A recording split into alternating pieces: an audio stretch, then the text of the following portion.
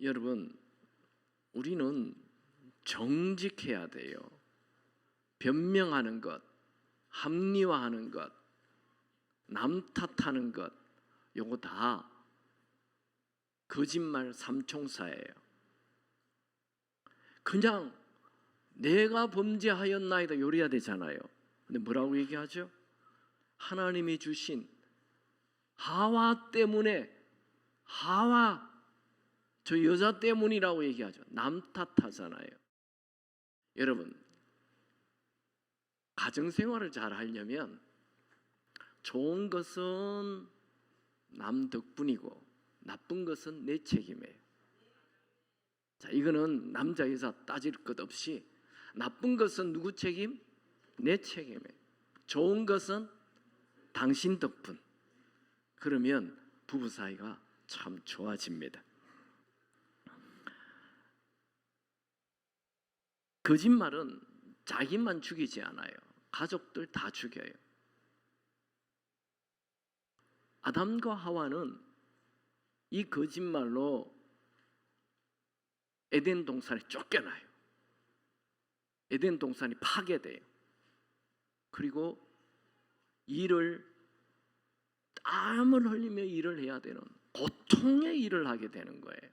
전에는 즐거움의 일이었는데, 그리고 자매들은 아기를 낳을 때 큰 고통을 경험하게 돼요. 원래 그 정도 아프게 하는 게 아닌데 하나님의 계획과 다르게 이 죄를 범했기 때문에. 그리고 이 거짓말의 죄는 아들 딸에게 그대로 넘어가요. 가인과 아벨이, 이제 가인이 제물을 하나님께 드렸는데 하나님이 가인의 것을 안 받고 동생 아벨의 제물을 받았잖아요. 그러니까 가인이 화가 나서 시기 질투로 동생을 죽였죠. 그래서 하나님이 나타나서 너의 동생 아벨이 어디 있느냐 이렇게 물었을 때 그가 뭐라고 얘기합니까? 내가 동생 아벨을 지키는 자입니까? 하나님을 공격해요. 하나님, 내가 죽였나이다 하고 회개해야 되잖아요. 회개하지 않아요. 내가 동생을 지키는 자이니까. 와, 이건 어마어마한 거짓말이죠. 거짓말은 계속 물려지는 거예요. 이 거짓의 근원, 거짓의 시작, 거짓의 아비가 사탄이라고 예수님 말씀하시죠. 요한복음 8장 44절에 보면 너희는 너희 아비 마귀에게서 났으니 너희 아비의 욕심대로 너희도 행하고자 하느니라. 그는 처음부터 살인한 자요 진리가 그 속에 없으므로 진실이 없다는 거죠. 진리에 서지 못하고 거짓을 말할 때마다 제 것으로 말하나니, 거짓이 전부 다 자기 입에, 사탄의 입에 있다는 거죠. 이는 그가 거짓말쟁이요 거짓의 아비가 되었습니다. 그러니까 거짓말의 근원, 거짓의 뿌리, 거짓의 아비가 사탄이라는 거예요. 사탄은 처음부터, 태초부터 살인자요 거짓말장입니다. 여러분, 저는 오늘 이 9계명 거짓말을 하지 말라는 말씀을 통해서 3가지 메시지를 전하기 원합니다. 첫 번째로, 거짓의 말을 버리십시오. 거짓말은 위험한 길로 가는 것입니다. 하나님은 430년 동안 노예로 살았던 이스라엘 백성들을 출애굽시켜서 지금 시내산 앞에 왔어요. 3달 되는 날에 이 시내산에 도착했었는데 그들에게 10계명을 주십니다. 그 중에 9번째, 이 거짓말하지 말라. 너희들이 어제까지, 며칠 전까지 노예로 살다가 이제 자유인이 되었는데 그 거짓말하는 이 노예의식, 거짓의식, 피해의식 이거 버리고 이제는 자유인으로 진실을 말하고.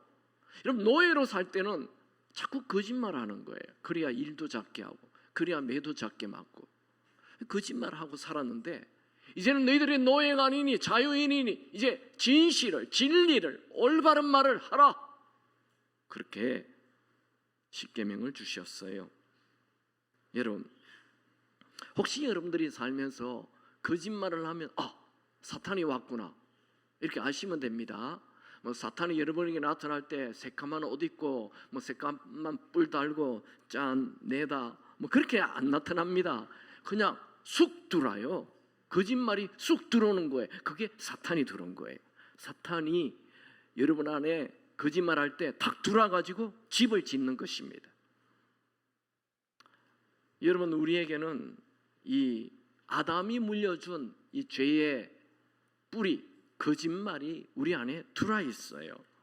예수님이 말씀하셨죠. 너희 안에는 거짓말이 있다고. 마태복음 15장 18절 20절에 보면 입에서 나오는 것들은 마음에서 나오나니 이것이야말로 사람을 더럽게 하느니라. 마음에서 나오는 것은 악한 생각과 살인과 간음과 음란과 도둑질과 거짓 증언과 비방이니 이런 것들이 사람을 더럽게 한다. 여러분, 먹는 음식이 우리를 더럽게 하는 것이 아니고 우리 마음 안에 있는 이 음란과 거짓말, 살인, 비방 이런 게 우리를 더럽게 한다. 이런 게 우리 마음 안에 있다고 예수님 말씀하십니다. 여러분, 이 세상은 거짓으로 가득 차 있습니다. 왜요? 이 공중 권세를 사탄이 쥐고 있기 때문에 얼마나 거짓말이 많습니까? 거짓 선동, 거짓 매스컴, 거짓 광고, 거짓 보이스피싱, 뭐 거짓 다 온통. 질문합시다. 여러분, 혹시 사주팔자 점 이런 거 하면 돼요, 안 돼요? 그 거짓말이에요. 거짓말. 그거 하면 안 된다고요. 그건 사탄에게 넘어가는 거예요. 오늘의 운세 뭐 이런 거 하면 돼요, 안 돼요? 그 장난이라도 하면 안 돼요. 사탄에게 넘어가는 거예요. 우리는 속으면 안 됩니다. 여러분, 거짓 속에 거짓 선동, 이것이 사탄이 하는 주 무기입니다. 과대 선동하는 것. 저는 이 십계명 강해를 하면서요, 제가 원래 하나님을 경외하라 이것을 말씀을 전하면서 첫 딱 잡은 게 십계명이었어요. 야, 하나님을 경외하려면 하나님의 명령 십계명부터 지켜야 하는 거예요. 아멘입니까? 이 십계명을 제가 이렇게 매주 강의를 하면서 제가 지금 가슴이 막 떨려요. 어쩜 이렇게 이 전 세상이 이렇게 십계명하고 완전 반대의 길을 갈 수가 있냐 이거예요. 내 부모 공경하라. 요즘 부모 공경하는 아이들이 있어요. 꼰대? 아빠 꼰대야? 왜 아빠 말이 우스워요? 아빠 없었으면 좋겠다고요? 얼마나 아빠를 나쁜 사람으로 몰고 가는지 몰라요. 부모 공격? 살인하지 말라? 살인? 지난번에도 얘기했죠. 지금 뭐 아이들이 태어나지 않는다고 난리라고요. 1년에 우리 한국 낙태로 죽는 아이가 120만 명입니다. 1년 동안 태어난 아이 25만 명. 통계예요. 얼마나 많은 아이들을 죽이고 있는데요. 살인? 어마어마한 살인입니다. 자살? 살인입니다. 5계명, 6계명, 7계명 간음하지 말라. 지금은 이 중고등학생들이 이 사랑이라는 이름으로 얼마나 많은 간음을 하고 이 엄란한 것이 별것 아닌 것처럼 지금 시대가 가고 있잖아요. 저 여자를 좋아해도 된다. 좋아하기만 하면 잠을 자도 된다고요. 간통이 국가에서 허락을 해요. 얼마나 이 십계명하고 반대로 가고 있는지 모릅니다. 도둑질하지 말라는데 도둑질을 아무리 많이 해도 뻔뻔하게 끝이 없고, 얼마나 지금 모든 말씀하고 완전히 반대로 가고 있음을 우리는 알 수 있습니다. 거짓말하지 말라는데 모든 매스컴들이 거짓말을 하고 있고, 신문은 역겨워요. 역겨워. 볼 수가 없습니다. 얼마나 거짓말을 많이 하는지. 여러분, 사람들이 다 옳다고 해서 옳은 것이 아닙니다. 우리는 하나님 말씀대로 가야 됩니다. 이 세대를 본받으면 안 됩니다. 내 친구를 본받으면 안 됩니다. 하나님 말씀대로 가야 하는 것입니다. 원래 사탄은 살인자이며 거짓말장이며 속이는 자입니다. 여러분, 거짓말을 하면 어떻게 될까요? 성경은 거짓말을 하면 그 사람이 거짓말을 해가지고 한 사람이 감옥에 들어갔다면, 그게 발각이 되면 거짓말한 그 사람을 감옥에 집어넣어야 했어요. 한 사람이 거짓말해가지고 이 사람이 죽었다면, 사형이 되었다면, 그거 발각이 나면 그 거짓말한 사람을 죽이라는 거예요. 그만큼 무서운 거예요. 거짓말하면 거짓말한 그대로 갚아주라는 거예요. 그래서 나온 말씀이 이에는 이, 눈에는 눈, 손에는 손, 이게 신명기 19장 말씀 18절에서 21절까지, 이게 거짓말 때문에 나오는 말씀입니다. 이 9계명도 8계명하고 똑같아요. 8계명 도둑질했으면 배로 갚아주고, 그 도둑질한 양이나 소가 죽었으면 4배로 갚아야 된다. 소는 5배로 이렇게 얘기했잖아요. 거짓말도 거짓말 때문에 상대방이 피해를 봤으면 네가 그대로 당해야 된다는 거예요. 하나님이 그렇게 하시겠다는 거예요. 그러므로 우리는 거짓말을 무섭게 생각해야 됩니다. 왜 하나님은 이렇게 거짓말을 싫어합니까? 하나님 자체가 진실, 진리이시기 때문에 그렇습니다. 잠언에도 거짓말하는 자는 하나님이 망하게 하신다 말씀하고 있습니다. 볼까요? 잠언 6장 16절 19절에 보면 하나님이 거짓말을 싫어한다는 말이 나옵니다. 여호와께서 미워하는 곳, 그의 마음에 싫어하는 것이 예닐곱 가지인데 곧 교만한 눈과 거짓의 혀와 무지한 자의 피를 흘리는 손과 악한 계교를 꾀하는 마음과 빨리 악으로 달려가는 발과 거짓을 말하는 망령된 증인과 및 형제 사이를 이간하는 자니라. 그게 하나님 싫어하는 것 중에 7개인데 그 중에 2개가 거짓말하는 혀, 거짓을 말하는 말, 2가지 얘기합니다. 또 시편과 잠언에 보면 거짓말하는 자는 하나님이 망하게 하겠다는 거죠. 시편 5편 6절에 거짓말하는 자들을 멸망시키겠다. 잠언 19장 9절에는 거짓을 뱉는 자는 망할 것이니라. 잠언 12장 22절에는 거짓 입술은 여호와께 미움을 받는다.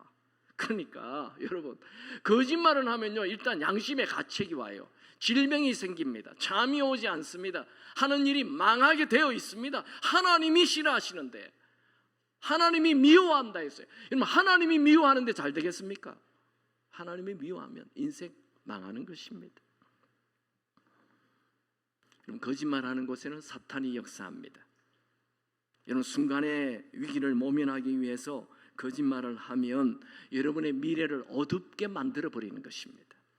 그러면 거짓말하면 발각되는데 어떻게 해요? 발각되어야 하고 사과해야 합니다. 진심으로 회개해야 합니다. 그러면 하나님이 상황을 좋게 해주십니다. 예수님은 거짓말하는 자 반드시 심판하신다 말씀하시죠. 마태복음 12장 36절, 내가 너에게 이르노니 사람이 무슨 무익한 말을 하든지 심판날에 이에 대하여 신문을 받으리니. 사도 요한은 거짓말하는 자 유황불, 즉 지옥에 던져진다고 말합니다. 거짓말하는 모든 자들은 불과 유황으로 타는 못에 던지리라. 정리해 봅시다. 모든 거짓말 안에는 사탄이 있습니다.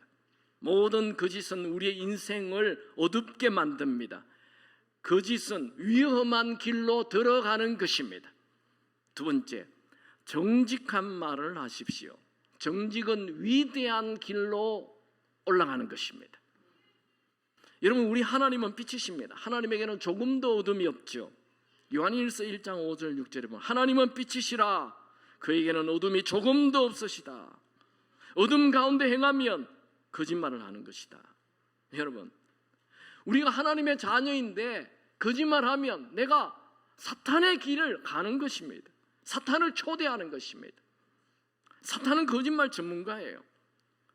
선악과 먹으면 하나님처럼 된다라는 말에 속 넘어간 거죠.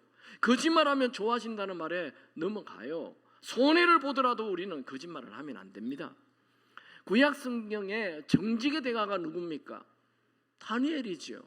다니엘은 이 바벨론이 이스라엘을 침공해서 그 포로로 끌려간 사람이에요. 그때 느부갓네살이었어요. 그 다음 왕 벨사살 왕, 그 다음 왕 다리오 왕. 그의 나이 17세쯤에 끌려가가지고 이제 나이가 85세쯤 되었어요. 그런데도 여전히 국가의 2인자 총리 자리에 있는 거예요. 그러니까 주변에 있는 이 바벨론의 정치 지도자들이 볼 때 얘는 포로로 끌려온 자인데 언제나 우리 위에 있어? 아무리 왕이 바뀌어도 우리 위에 있어? 쟤 없애버리자. 그래서 다니엘을 중상모략에서 죽이려 했잖아요. 뒷조사를 합니다. 그랬더니 어떻게 됩니까? 다니엘서 6장 4절 이에 총리들과 국관들이 국사에 대하여 다니엘을 고발할 근거를 찾고자 하였으나 아무 근거 아무 허물도 찾지 못하였으니 이는 그가 충성되어 아무 거릇됨도 없고 아무 허물도 없음이었더라. 그러니까 이 다니엘의 특징은 검은 돈이 없다는 거예요. 그 이상한 여자 스캔들이 없다는 거예요. 아무리 조사해도 투명하게 정직하게 다니엘이 살았던 것입니다. 그러니까 하나님의 은혜가 다니엘에게 임하게 되는 거죠. 여러분이 정직하게 살면 여러분의 미래는 반드시 좋아질 것입니다. 하나님이 역사하기 때문에 그래요.